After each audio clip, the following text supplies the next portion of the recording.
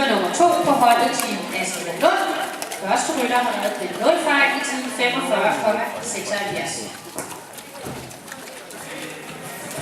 Og resultatet for foregående rytter, Laura Nørgaard Christensen, blev til 0 fejl i tid 48,44.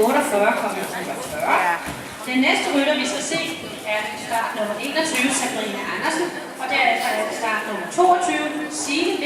Løb Fransen.